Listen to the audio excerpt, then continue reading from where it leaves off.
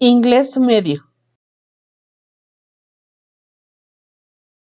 El año 1066 marca el inicio de una nueva era social y lingüística, pero en realidad no identifica la frontera entre el inglés antiguo y el medio. Pasó mucho tiempo antes de que los efectos de la invasión normanda se hicieran sentir en la lengua, y el inglés antiguo siguió utilizándose mientras tanto. Incluso un siglo después, se seguían componiendo textos en la variedad sajona occidental que se había desarrollado en los años posteriores del rey Alfredo.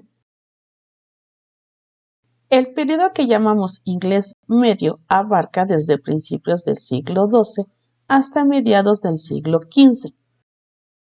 Es un periodo difícil de definir y discutir, en gran parte debido a los cambios que se producen entre las palabras mucho más distintivas e identificables del inglés antiguo y el inglés moderno.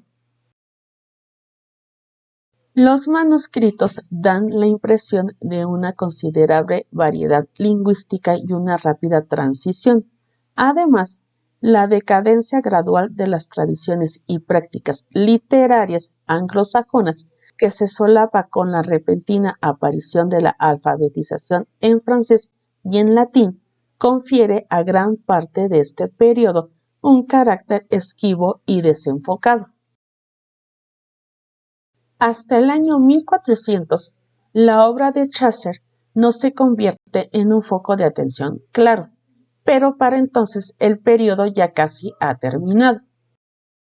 El propio Chaucer, de hecho, se considera más a menudo como un precursor de la poesía inglesa moderna que como un punto culminante del inglés medio. El ascenso del francés. La principal influencia sobre el inglés fue, por supuesto, el francés, estrictamente el francés normando, la lengua introducida en Gran Bretaña por el invasor.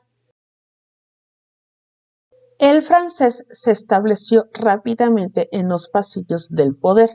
Se nombraron barones que trajeron sus propios séquitos. Poco después, abades y obispos francófonos ocuparon sus puestos. En los 20 años siguientes a la invasión, casi todas las casas religiosas estaban bajo el mandato de superiores francófonos y varias funciones eran ya exclusivamente francesas. Un gran número de comerciantes y artesanos franceses cruzaron el Canal de la Mancha para aprovechar las oportunidades comerciales del nuevo régimen. Sin duda, el bilingüismo floreció rápidamente entre los que corrían la brecha total. Los ingleses aprendieron francés para obtener ventajas de la aristocracia, y el personal baronal aprendió inglés como parte del contacto diario con las comunidades locales.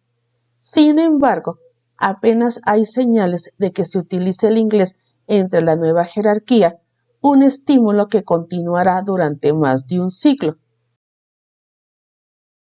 El auge del inglés. Durante el siglo XII, el inglés se generalizó entre las clases altas y se produjeron numerosos matrimonios mixtos con ingleses. La corte, ampliamente monolingüe y francófona, no era típica del resto del país. A finales del siglo XII, los relatos contemporáneos sugieren que algunos hijos de la nobleza hablaban inglés como lengua materna y tenían que recibir clases de francés en la escuela. El francés siguió utilizándose en el Parlamento, en los tribunales y en los actos públicos. Poco sabemos que las traducciones al inglés fueron aumentando a lo largo del periodo, así como el número de manuales escritos para la enseñanza del francés. A partir del año 1204 surge un clima político diferente. El rey Juan de Inglaterra entró en conflicto con el rey Felipe de Francia y se vio obligado a renunciar al control de Normandía. La nobleza inglesa perdió sus propiedades en Francia y creció el antagonismo entre los dos países, lo que condujo finalmente a la Guerra de los 100 años.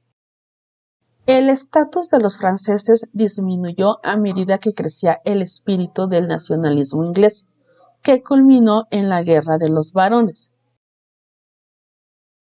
En el año 1362, el inglés se utilizó por primera vez en la apertura del Parlamento.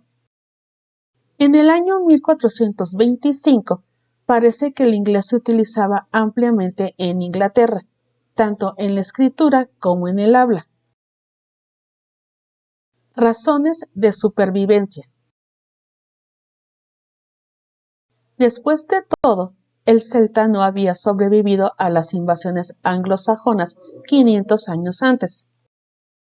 Evidentemente, la lengua inglesa en el siglo XI estaba demasiado consolidada como para ser suplantada por otra lengua.